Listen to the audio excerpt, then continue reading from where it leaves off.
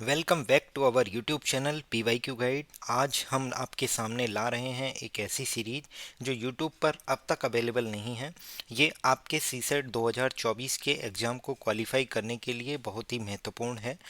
UPSC के latest question होंगे जो 2024 में यूपीएससी ने जो भी एग्ज़ाम्स कराए हैं उनके जो क्वांट के क्वेश्चन होंगे, रीजनिंग के क्वेश्चन होंगे, उसकी सीरीज है। आज हम एक एग्ज़ाम है जो कि सीनियर एडमिनिस्ट्रेटिव ऑफिसर्स ग्रेड 2 का डीआरडीओ में मिनिस्ट्री ऑफ डिफेंस के अंदर यूपीएससी ने कराया 20 पोस्ट के लिए। उसका हम पहला पार्ट देख रहे हैं। इस क्वेश्चन में हम इस सीरीज में हम क्वेश्चन नंबर 93 देखेंगे। क्या है? There are some coupons of rupee 2, 5 and 7. If M and N have coupons of 97 each, what is the maximum value of the difference between the number of coupons that M and N have? 2, 5, 7 के कुछ coupon हैं, 2, 5, 7 के कुछ coupons हैं आपके पास। यदि M और N के पास प्रत्येक के पास 97 कूपन्स हैं, काउंटिंग है ये 97 कूपन्स की, तो एम और एन के पास उपलब्ध कूपनों की संख्या के बीच अंतर अधिकतम अंतर का अधिकतम मान क्या होगा? देखिए, जैसे जैसे क्वेश्चन में बोला गया है उसको ध्यान में रखते हुए अगर मैं आपको बोलता हूँ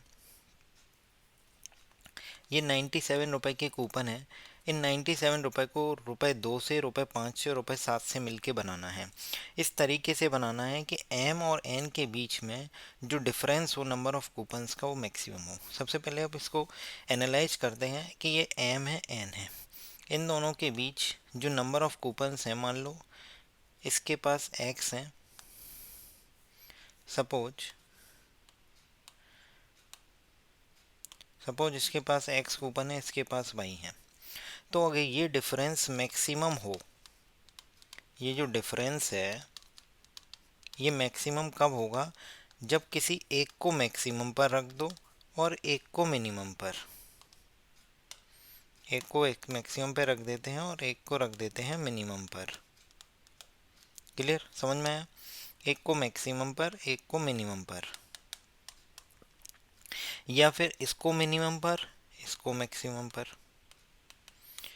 कोई भी एक काम करेंगे तो हमें इन दोनों का डिफरेंस क्या आएगा? मैक्सिमम मिलेगा। ये मैं धीरे धीरे इसीलिए समझा रहा हूँ क्योंकि नया क्वेश्चन है, आपको कॉन्सेप्ट बिल्ड करने के लिए ये समझाया गया है कि इन दोनों के बीच में डिफरेंस मैक्सिमम करना है। तो डिफरेंस मैक्सिमम इन दोनों का तभी हो पाएगा जब किसी एक के पास या तो मैक्सिमम हो और एक के पास मिनिमम हो, या इसके पास मिनिमम या इसके पास मैक्सिमम। क्लियर हुआ?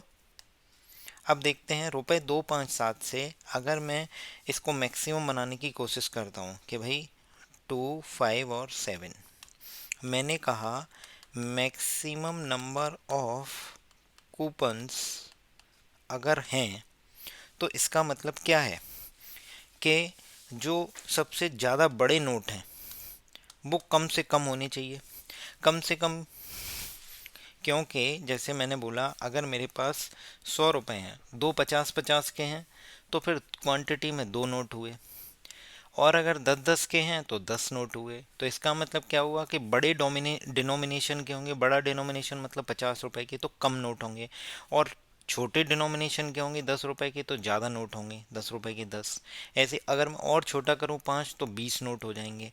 तो इसी तरीके से अगर हमें कूपन नंबर ऑफ मैक्सिमम रखने हैं, मतलब संख्या नोटों की ज़्यादा से ज़्यादा रखनी है, तो फिर हमें क्या करना पड़ेगा? मैक्सिमम नंबर ऑफ कूपन्स रखने के लिए हमें जो ज़्यादा डिनोमिनेशन वाला है वो सबसे कम लेने पड़ेंगे। तो मैंने सपोज इसको एज्यूम किया 0, ये 97 रुपये के हैं, ठीक है, इसको मैंने 0 एज्यूम कर लिया। अब मेरे पास रह गए 97 रुपये अभी भी। तो मैंने ये मिनिमम रखने हैं, हमें बड़े डिनोमिनेशन के कम से कम रखने हैं। कम से कम मिनिमम क्या रख सकते हैं? 0 रख सकते हैं कि भैया ये लो ही मत। चलिए, अब मैंने कहा 97 2 से डिवाइड नहीं हो रहा, तो फिर 96 तो हो जाएगा, बट 96 हो जाएगा, बट हमारे पास अगला नोट तो 5 का है, तो मिनिमम एक तो लेना पड़ेगा। मैंने मान लो एक नोट लिया, तो मेरे पास 92 नोट बचे। 92 रुपये को अगर 2 रुपये के हैं तो 46 नोट लेने पड़ेंगे। 46 कूपन 2 रुपये के होंगे, एक एक 5 रुपए का होगा और जीरो जो है वो इसके होंगे। मैं आपको दोबारा समझाता हूँ। मैंने किया क्या, मैंने किया सिंपल कि सबसे मैक्सिमम नंबर ऑफ कूपन्स रखने हैं। तो नंबर ऑफ नोट्स मैक्सिमम कब होंगे, जब जो बड़ा डिनोमिनेशन है उसके कम से कम हो। तो मैंने माना जीरो। अगर जब इसको जीरो मानूंगा तो मुझे तो अभी 97 रुपये बनाने हैं, तो इससे तो कोई रुपया जनरेट नहीं हुआ। अब मैंने कहा कि 2 और 5, तो मुझे इसको भी अगर मैं जीरो कर दूंगा, सपोज इसको भी अगर जीरो कर दूंगा, तो 2 रुपये के सिक्के से 97 रुपये नहीं बन पाएंगे, क्योंकि ये ऑड है ये इवन है। तो मैंने कहा कम से कम ये वन तो लेना ही पड़ेगा, तो मैंने इसको वन ले लिया। अगर मैंने इसको वन लिया तो मेरे पास अब कितने बच गए, 97 में से 5 रुपये, 92। अब 92 रुपये बनाने हैं और 2 रुपये का एक कॉइन है, तो कितने होंगे, 46। तो इस तरीके से अगर मैक्सिमम नंबर ऑफ कूपन्स की बात करी जाए तो वो 47 होंगे। अब वो एम के पास हो एन के पास हो, इट डजेंट मैटर। अब देखते हैं हम दूसरा केस। दूसरे केस में क्या है उसको देखते हैं। दूसरे केस में हम क्या करेंगे कि जो अब हमें मिनिमम नंबर ऑफ कूपन्स रखने हैं, minimum number of coupons, coupons का मतलब मिनिमम नंबर ऑफ नोट रखने हैं।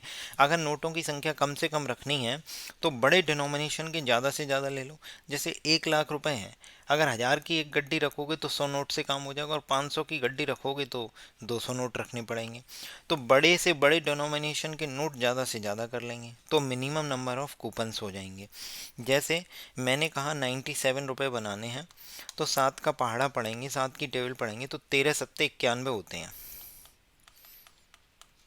और 14 सत्ते 98 होते हैं। तो मैंने कहा 7 रुपए के 13 नोट ले लो। जब 13 नोट लेने के बाद मैंने देखा बचे कितने, 97 माइनस 91, 6 रुपये। मैंने कहा मान लो 5 रुपए का एक लिया। अगर 5 रुपए का एक लेते, 5 रुपए का सबसे मिनिमम क्या ले, वो 5 रुपए का एक लेंगे, एक ही ले पाएंगे, क्योंकि मिनिमम बनाने हैं, इसका मतलब बड़े से बड़े डिनोमिनेशन के ज़्यादा से ज़्यादा नोट रखने पड़ेंगे। क्योंकि नोट कम से कम रखने हैं तो बड़े डिनोमिनेशन के ज़्यादा, तो 7 के हमने 13 रख लिए। हम पास 6 रुपये बचे तो मैंने 5। अब मैंने कहा अगर 5 का 1 रुपया रख लिया तो 5 का एक नोट हो गया, अब बच गया 1 रुपया। 5 रुपये इसमें कवर हो जाएंगे, तो 1 रुपया बच गया। अब 1 रुपया 2 रुपये के कॉइन से तो बनेगा नहीं, उसको आधा काटने की परमिशन है नहीं क्वेश्चन में। तो फिर क्या करेंगे, तो फिर हम इसको क्या कर देंगे, इसको करेंगे जीरो। जब इसको जीरो करेंगे, क्योंकि इसको दो नहीं कर सकते, दो करेंगे तो बढ़ जाएगा, क्योंकि हमारे पास 6 रुपये हैं, तो वन की जगह हमें जीरो ही लेना पड़ेगा। जब मैं इसको जीरो करूँगा तो मेरे पास अभी भी 6 रुपये हैं। 6 रुपये को 2 रुपये के कॉइन से 3 कॉइन की ज़रूरत होगी। तो इस तरीके से ये टोटल कितने हो जाएंगे, 13 और 3 16।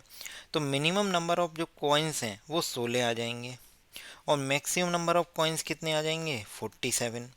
तो यहाँ पे हमें पता चल गया कि मैक्सिमम 47 है और मिनिमम जो है वो 16 है।